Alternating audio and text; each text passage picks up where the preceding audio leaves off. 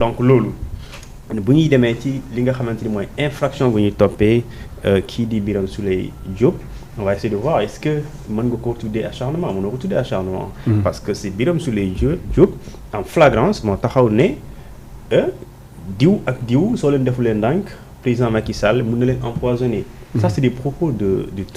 trop et c'est très grave supposons que tey nga tudd si un chef d'État étranger nga tudd Alassane Dramane Ouattara mais qu'est-ce que ces accusations peuvent créer en Côte d'Ivoire sachant que parce qu'il y a 3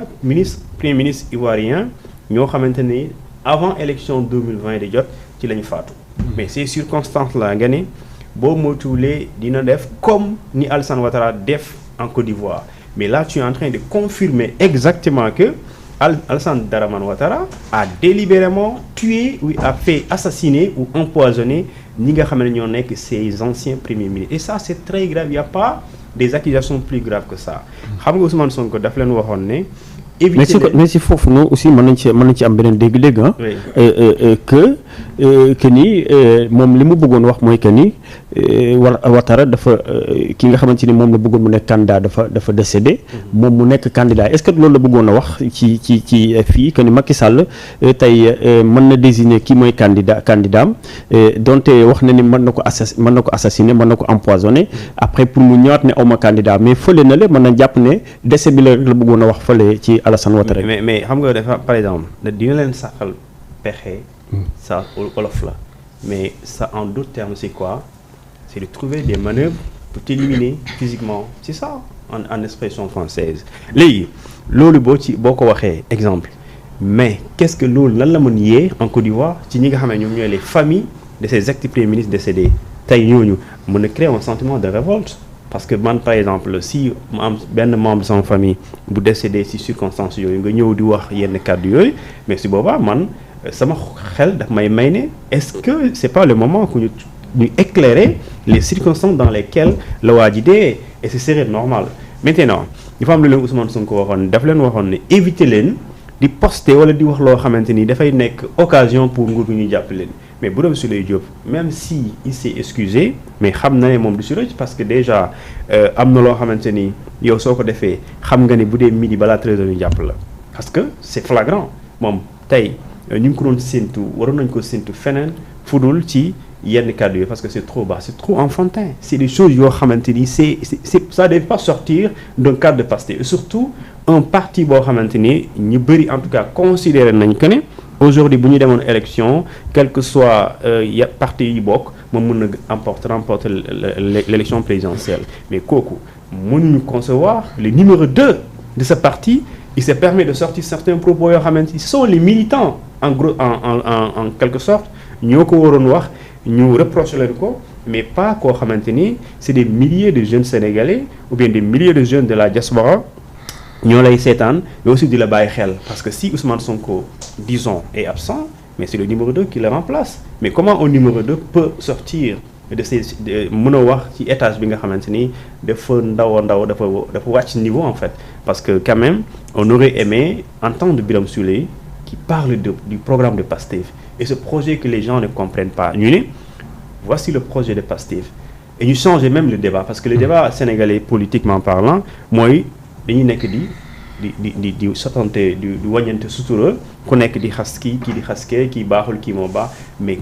qu'est-ce qu'on fait des programmes qu'est-ce qu'on fait des propositions lan la ñuy def ci projet politique boo xamante ne yow nga ne voilà le projet de société de mon parti voilà lu ñu bëgg a def ci éducation voilà lu ñu bëgg a def également ci santé voilà lu ñu bëgg a def ci jeunes yi nga xamante ni amuñu liggéey ñu ngi génn di faatu voilà qu'est-ce qu'on veut faire également en matière de sécurité mais également lii la ñu bëgg a def pour accompagner les femmes dans le monde rural maintenant c'est ça le véritable débat bi nga xamante ni moom la ñu war a poser et également les acteurs politiques ñoo ko war a teg et aussi les citoyens ont une grosse responsabilité sur ça le citoyen doit être exigeant maanaam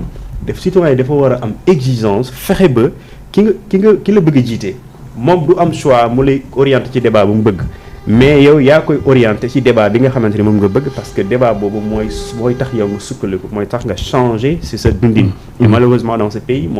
ce sont les politiciens qui télécommandent et téléguident les peuples. laata may jox ñëw ci Moustapha dafa am loo wax ci Birame Souleye mais c'est-à-dire foofu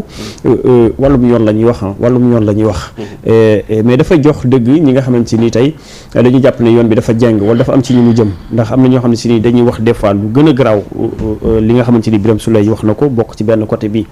ñu bàyyi leen ñu ne ñuy fanaan seen kër gis nañu Ousmane Sonko appel yi muy def appel à l'insurrection yi muy def attaque yi muy def jëme ko ci ay magistrats après day dem tëdd këram kenn du ko inquiété mais foofu loolu aussi nan la ñu koy mën a tuddee. ndax dafa am ñaari sénégalais yu am wala dafa am man comprendre ma. et là déjà c'est important. mais puisque da nga waxoon le cas strict de Birame. foofu laa mun yem. voilà ñëwal ci mais y a l'aspect juridique. xam nga l'infraction on dit que daf ne c'est des manœuvres ou actes de nature à compromettre la sécurité publique. ba pare ñu tuddee ko acte diffamatoire. là c'est le droit. maintenant da nga poser une question et la réponse c'est quoi mooy da nga ne est-ce que dafa am ñaari type de sénégalais. parce que y a des sénégalais tey lu ñuy wax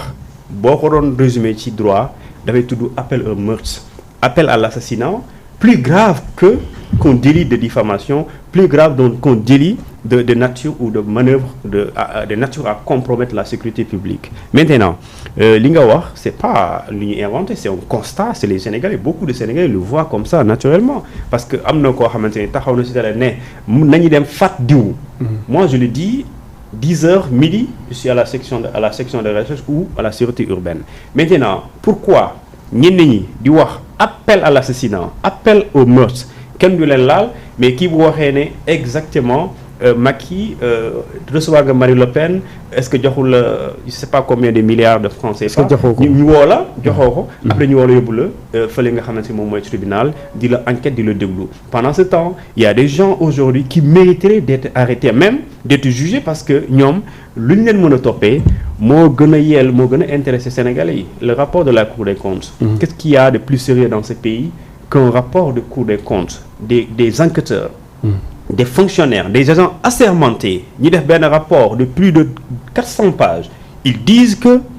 ñi nga xamante ni ñoom ils sont au nombre de 12 ministres durant la gestion du Covid-19 ils ont fait supposer des choses extraordinaires dans leur gestion et par indi des explications à ce qu'ils ont comme étant des données maintenant ñooñu mais on ne les accuse pas disant que ñoom ñoo def mais quand même l'idéal voudrait et l'élégance républicaine et politiquement parlant mais quand même ñu leeral loolu mais tey naka nga mën a bàyyee ñooñu te nga jàppee ne sax loolu c'est des infractions économiques parce que loolu la tudd bu doon Guinée tey cours de répression économique on lay topp mais tey ñun Sénégal on fait comme si c'est pas important parce que tout simplement c'est une somme de 6 milliards de francs CFA comme l'a dit le ministre des Finances Moustapha Ba et c'est comme minimiser également l'effort des enquêteurs maintenant si li nga mën a wax également lu tax Birame Souleye Diop wax loolu ñu jàpp ko yóbbu ko ci kaso bi nekk une occasion boo xamante ni mën nañ ci sauter ñu daal di ko yóbbu également mu am ñeneen ñoo xamante ni ils ont dit plus grave que ça ñu bàyyi leen et là j'interpelle la responsabilité de la justice parce que justice nag mooy dans une société moo nekk le dernier rempart lorsque askan bi bu amee problème du la xalaat mais quand même war nañu xoolaat ñi nga xam ne ñoom ñooy incarner cette administration judiciaire là parce que des fois on a tendance à dire que les magistrats ou les juges ne sont pas indépendants moi je dirais pas ça les juges la justice du Sénégal elle est très indépendante mais dafa am ñenn ñu koy incarner ñoom ñoo amul indépendance boobu et manque d'indépendance c'est quoi c'est sous booy jël décision nga koy def sous pression politique ou sociale. Merci Moustapha gis nga Birame Souleye Diop fi mu mujjee kaso la daal di dem démb mu nekk mbir yoo xam ne si ni tamit ñu bëri am nañ jàngat buñ ci am dégg nga cuun li mu ci wax Birame Souleye Diop donte kaddu yi waxtaane woon nañ ko fan yi la ñu génn ñëpp ñaawlu nañu ko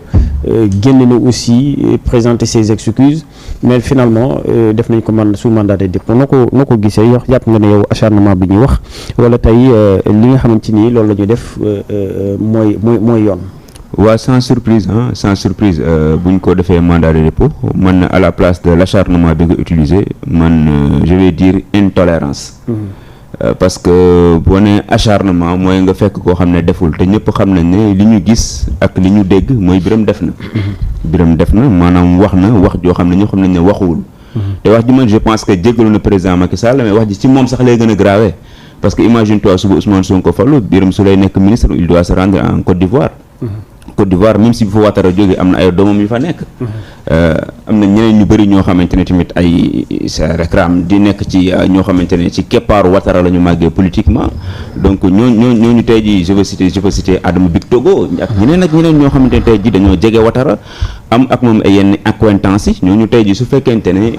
Birame Souleye yëkkati na kàddu yu mel ëllëg bu duggee biir Côte d'Ivoire mën na am bët buñ koy xool wala ñu ne bëgguñu ko ci délégation bi nga xam ne moo jógee Sénégal ñëw parce que am na lu mu yëkkati woon jëmale ko sur je pense que ay kàddu la yoo xamante ne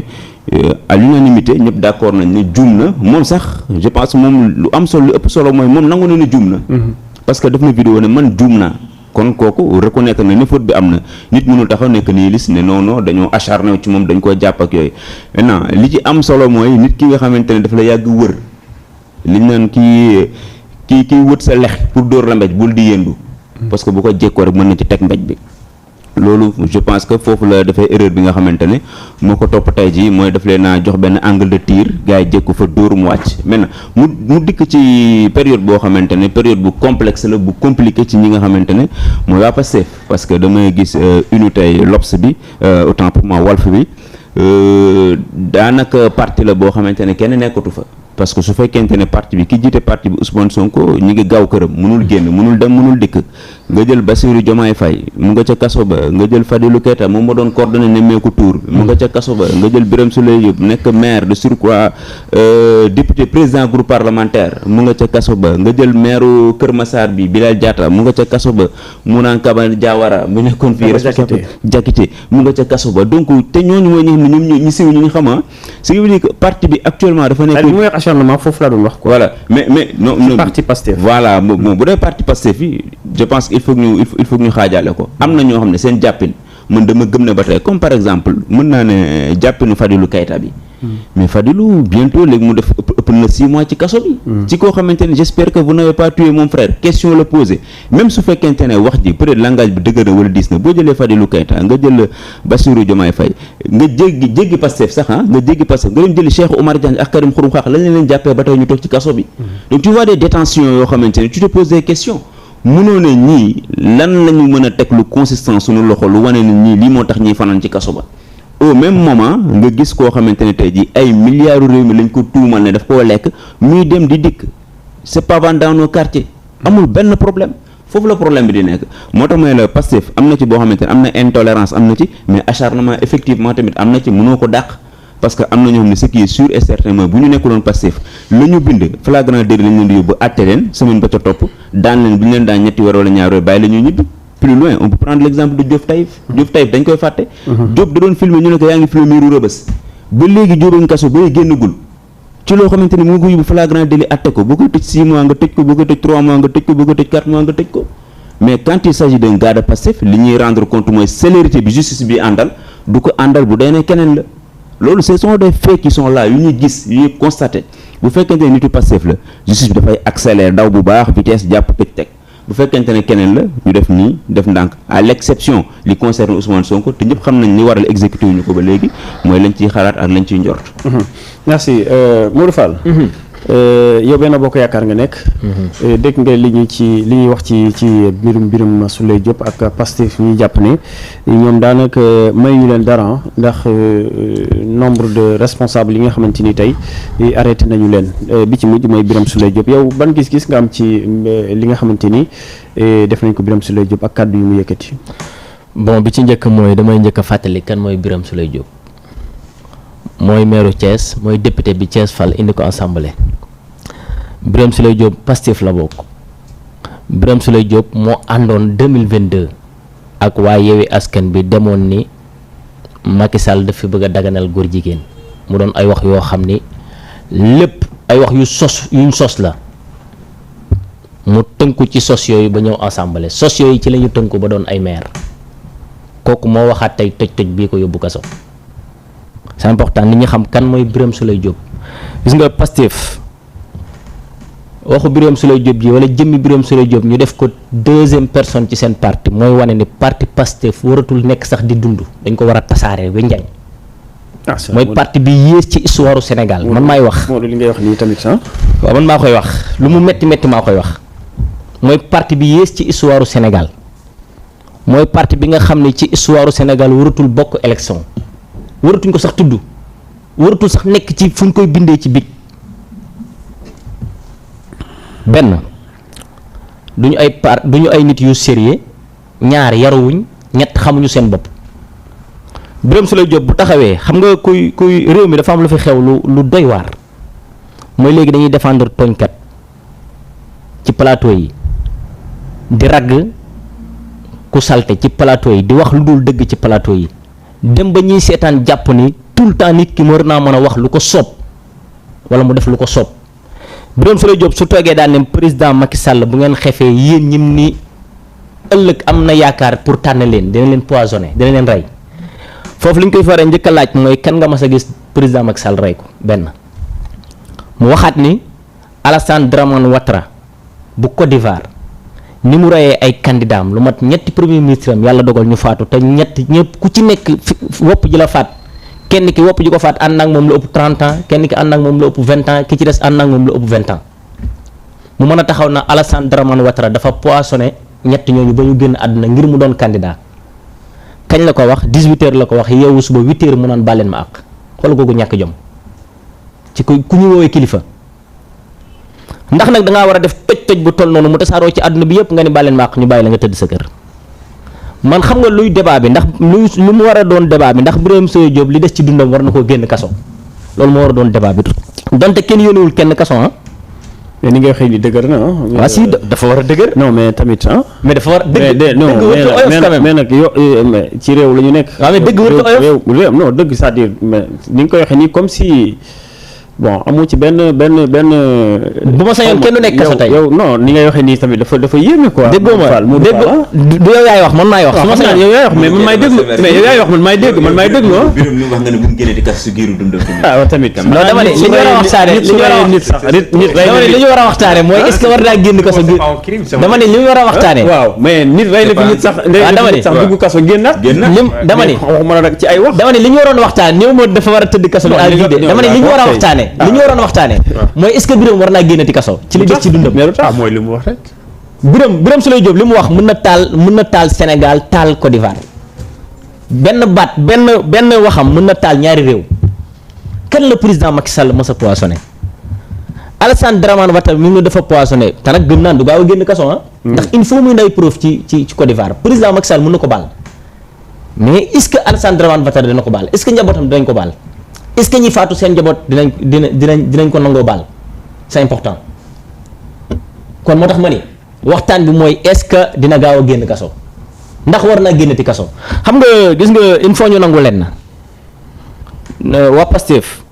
ndax dañ leen a singili wala baatu singili lay utiliser en wolof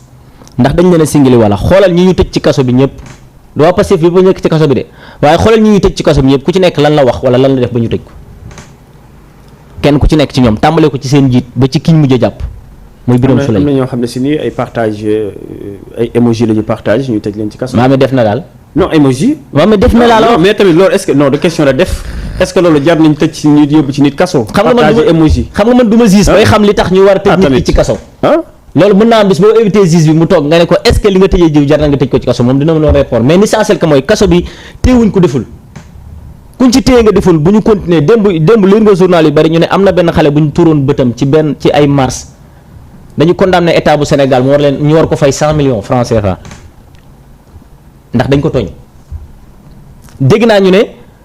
état bi dafa singili waa Pastef bàyyi pourtant Aliou Sall moo président Macky Sall ñoo bokk ndey ak bàyyi 2012 ak tey wuyu ji na yoon 3 fois te ñoom ñaar ñoo bokk ndey ak bàyyi. bokkul de non loolu bokkul. ban cadre la dem ban cadre la yóbbu dafay wuyu ji dem ñibbi dama kenn du fa fanaan kenn mus fa fanaan. voilà dossier bi gën a siiw bi ci gën a siiw. waaw Petro-Tim bi ci la bokk. bi ngeen gën a xam. mbiru pétrole wuyu ji na ci yoon. ñu def enquête bi. ak ban. non IGS pourquoi. non da nga ne 3 fois. waaw mais dama ni bi ci gën a siiw laa la wax xam nga wax naa leen benn bi ci gën a mais yeneen yi siiw waa déglu leen ma yeneen ñaari déglu leen ma d'accord ok bi ci gën a siiw